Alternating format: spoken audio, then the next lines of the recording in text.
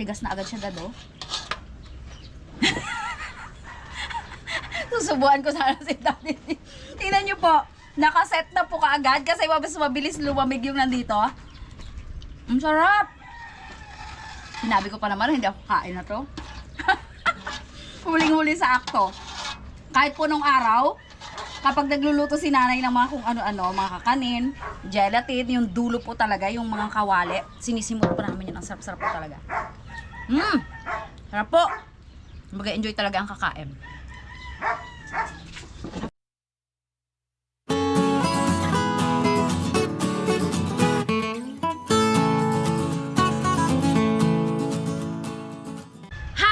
Welcome back sa aming channel ang KKK by Jeng and Otep, and of course it's me, your Ate Jeng, at sa likod po ng camera ay si Daddy D.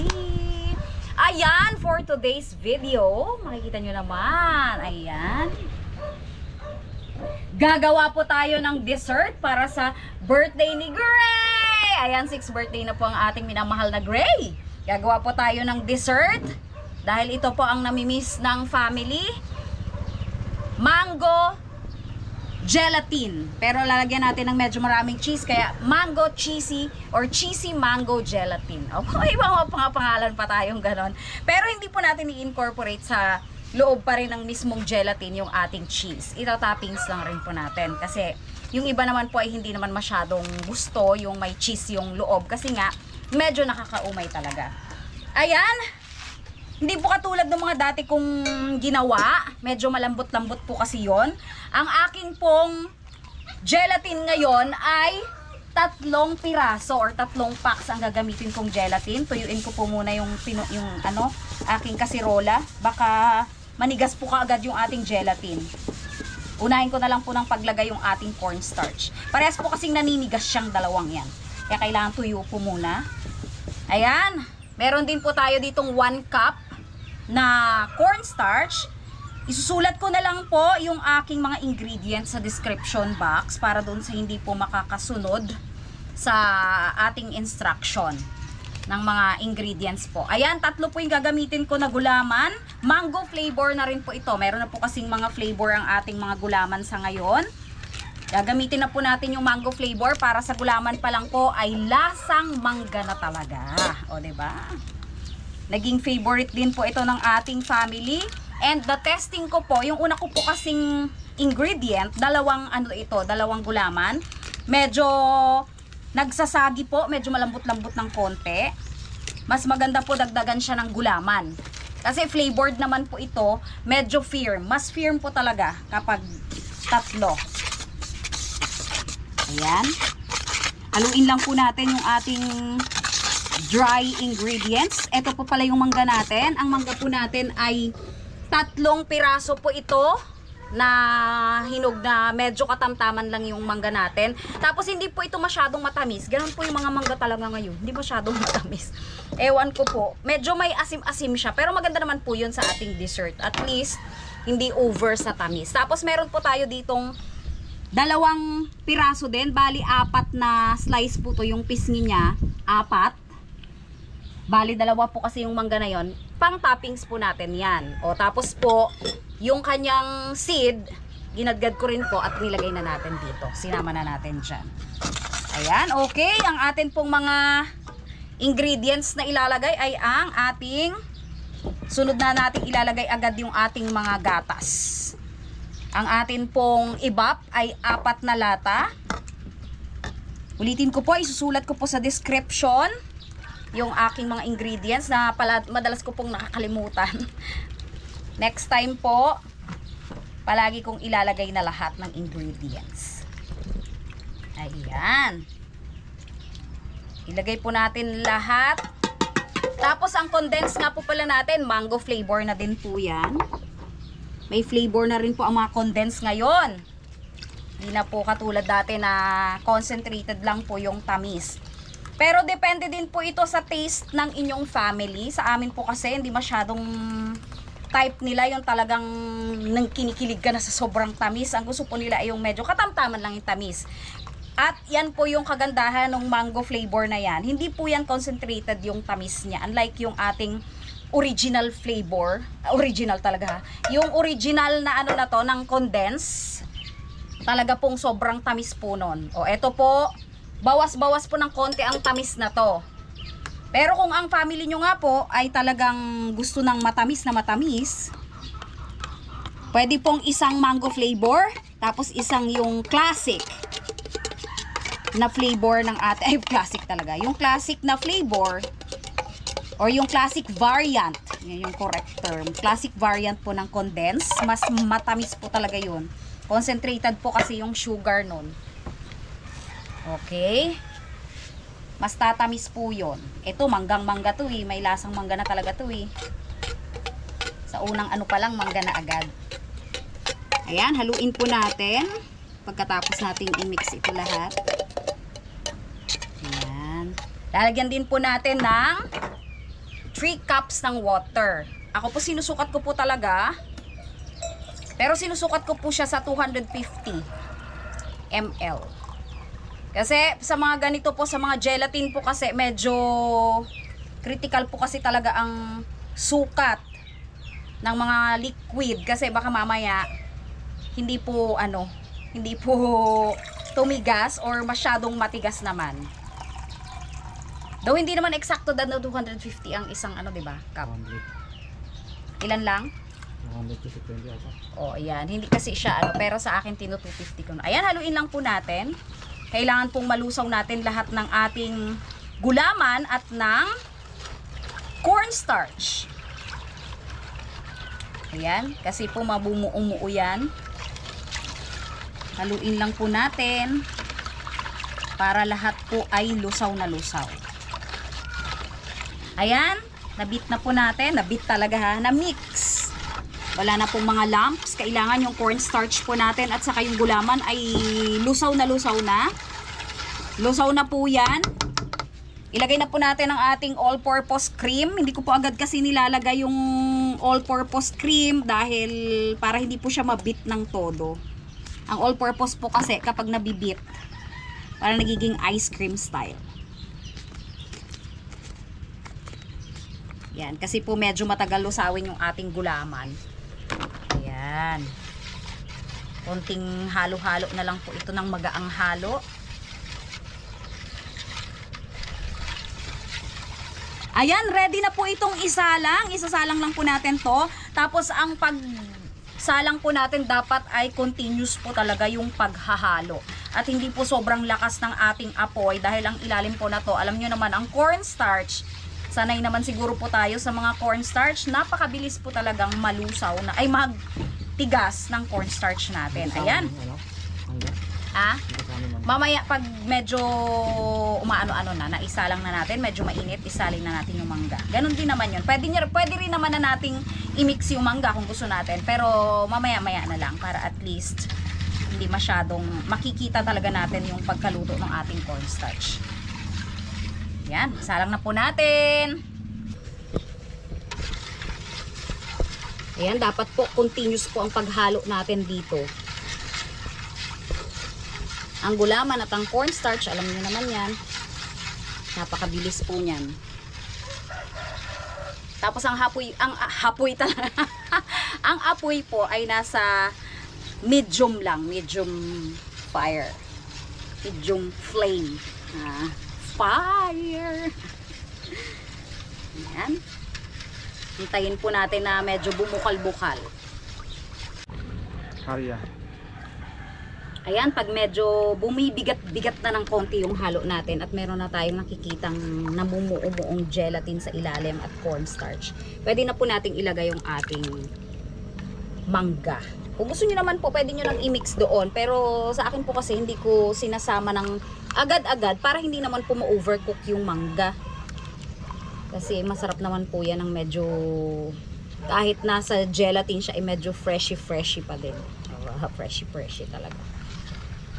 Saka mahirap po kasing makita kung luto na yung ating cornstarch and gelatin kapag may mangga-mangga na siya talaga. Ayan, since nararamdaman ko na po yung bigat kanina, alam ko na po yun.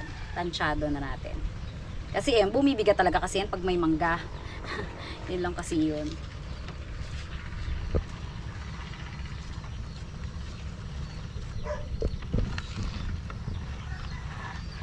Ayan, ang dami po ng mangga natin. Talagang ang sarap po niyan. Kung gusto nyo nga po pala ng matamis, po pwede kayong mag-add ng sugar. Depende po sa taste ninyo, taste ng mga kakain.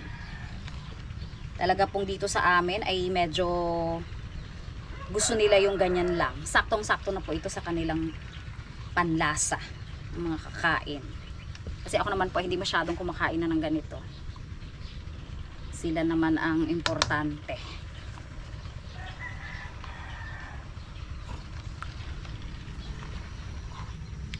Oh, at least hindi mga walang sunog-sunog ang ilalim. Lapit na to. Ayan, konting-konti na lang po ito. Tinikman ko po kasi luto na talaga rin yung cornstarch natin. Luto na rin yung ating gelatin. Konting-konti na lang po. Mga 1 to 2 minutes na lang. And then, isasali na po sa ating mga lalagyan. Meron po akong nakahanda doon na mga microwavable na lalagyan. May 10 piraso po ako doon. Tapos may mga bilog din na baka kasi magkulang. Ayan, may nakaready po tayo doon. Ayan, okay na po ito. Konting-konti na lang po. Ayan. Luto na po at kaagad-agad na tumitigas. Kaya lagyan na po natin. Medyo mabigat po kasi nang ibubuhos lang siya. Kaya mayroon po tayong pangsalok. Ang bilis niyang tumigas. Kaya kailangan na nating isalin.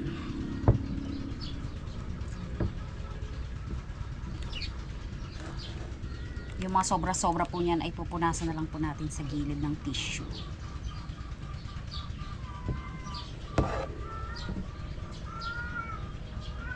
Kulang pa to. Masyadong unti.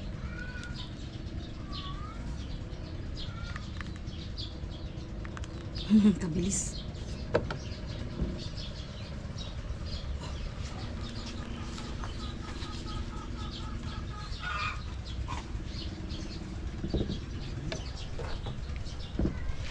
Pwede din po itong pang negosyo, doon sa mga magninegosyo. Pwede po itong itinda per tub. Ayan, dagdagan natin. Yan. Parang sakto lang yung 10.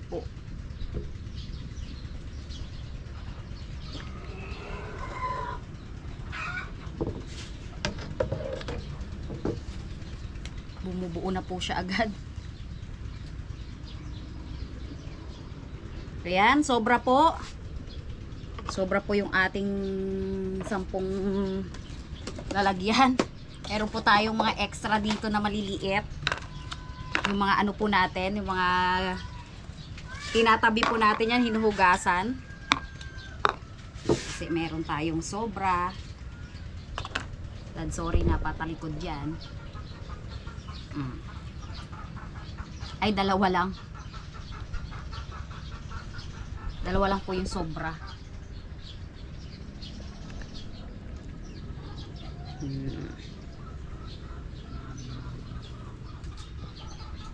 Yan. Kasi yung nanigas, hindi na po natin makukuha. Kainin lang natin yan. Sarap po. Saktong-sakto po yung lasa niya. Lagyan na po natin ng ating toppings. Kasi okay lang naman po yun. Nalagyan na natin. Ito po yung ating kutsara kanina. Mabilis naman po yan tumigas. Kaya lagyan na lang po natin ng toppings agad.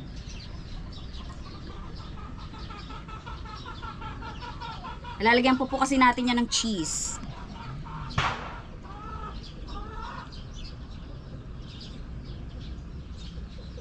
Ayan.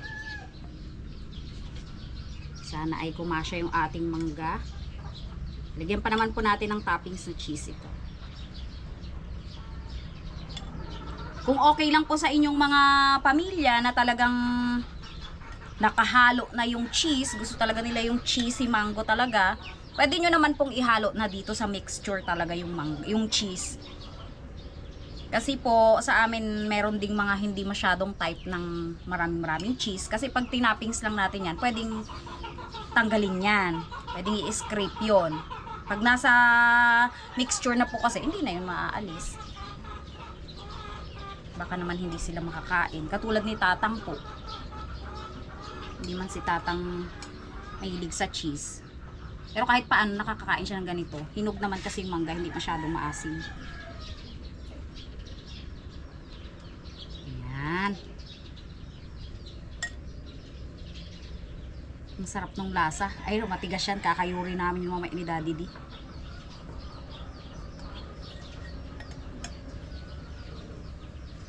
Paglamig po na to, ano agad to eh. Matigas. Pero masarap pa rin po ito nilalagay talaga sa ref. Ayan, lagyan na po natin ng cheese. Kaya cheesy mango po yan. Aba, cheesy mango talaga. Oh, pero wag naman po nating pakasobrahan din. Yan. Yung sakto lang din. Yung iba po natin, medyo maliit na yung toppings na mangga. Ito. Kulang pala yung ano ko, yung tansya ko sa ating toppings. Pero napakalasa naman po kasi nung mangga na naka-incorporate na dito dahil mas marami po yun eh. Dinamihan ko po yun eh. Yan. Ang bilis pong tumigas. Naka-ano na po agad, naka-set na siya. Ang bilis mag-set. Kasi po yung dalawang gulaman yung ginamit ko dati, medyo soggy. Yun po talaga yung ano no. Though malambot na malambot at masarap din talaga, medyo soggy nga lang.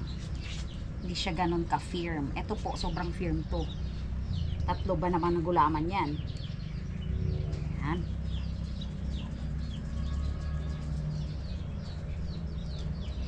Hintayin lang po natin na medyo mawala yung init na to bago po natin takpan.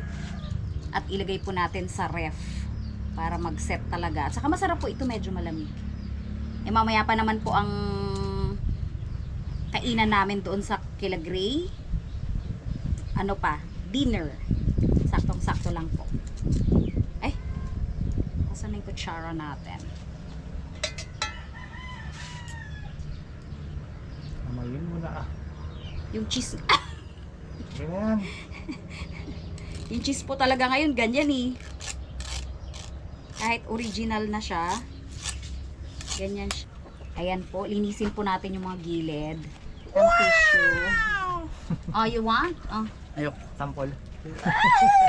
Pag off cam na lang daw po. Dan alisin po natin yung mga ano natin at para malinis po yung ating mga tab. Yan. Kasi sa pagsasalin po hindi naman po natin talaga maiiwasan na may matatapon talaga. Ayan. Okay na po ito.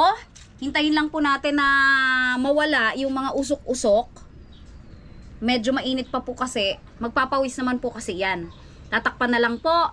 At mamaya, syempre, ilalagay natin sa ref. Ayan! Sigurado pong mag-e-enjoy ang mga bisita ni Gray. Happy birthday ulit kay Gray. At sa lahat po ng may mga birthday din po ngayong araw. Happy birthday po. At sa lahat-lahat ng may mga birthday sa buwan ng December. Malapit na po matapos ang December. Pero lahat po simula December 1 hanggang December 31. Happy birthday po sa inyo. Ayan po, nasa description box. Ulitin ko po, nasa description box po ang ingredients natin. Maraming salamat po sa patuloy na sumusuporta sa aming channel. Bye po and God bless. Happy New Year.